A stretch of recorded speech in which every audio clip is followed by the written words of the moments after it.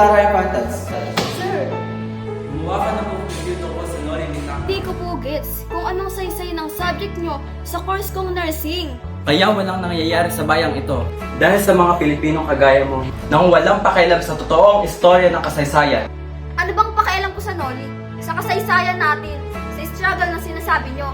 Everyday, my life is a constant struggle here in this miserable country. Dadalhin ka ng librong ito sa mundo ng tinadhani mo sa Rizal. Taking us back to the past. Kasama ang isang Gen Z. Sino ka? Ikaw ang dapat tanungin ko, Moher. Sino ka? Anong ginagawa mo sa akin, Silid? Ni Amelia, tila siya ating matakasan ng bakit. Ano na ng Espanyol? Despacito. Hindi ka dapat ganyan makipag-usap sa isang kolehiyala. Hindi lamang siya kung sino lamang. Si Senyorita Maria Clara ay isang banal na dalaga.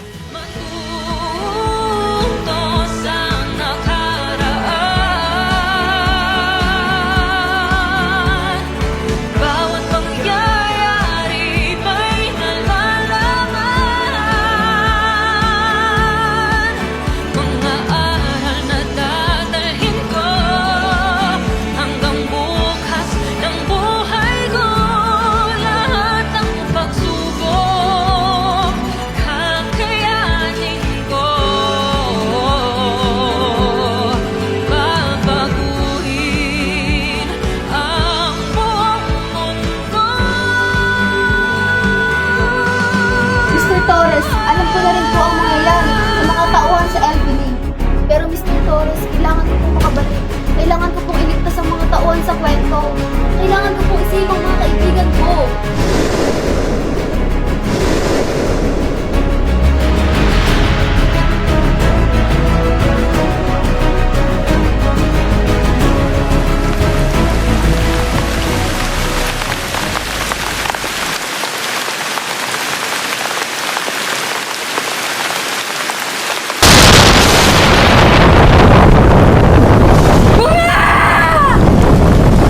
Bakit mo ba ako pinanganak nung may kakambal na sumpa?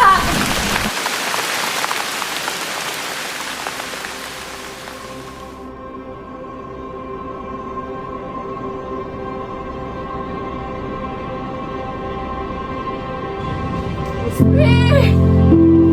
Basilio!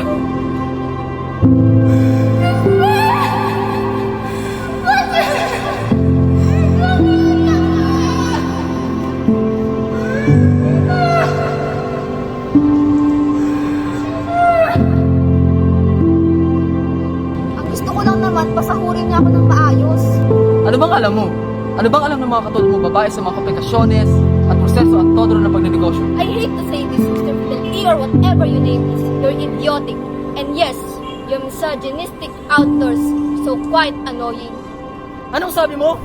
Sige, saktan mo ako. Hindi ako tulad ng nanay ko na pwedeng saktan.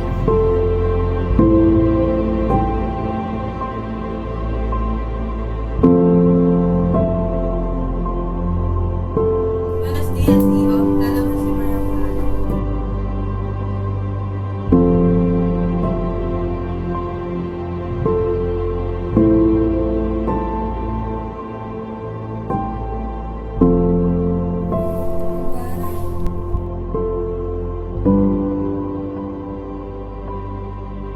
Maria.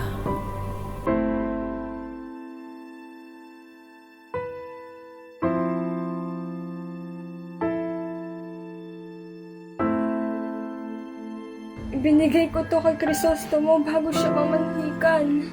Diyos por santo! Sa panalangin na kapisan ng ating pag-ibig, mahal ko.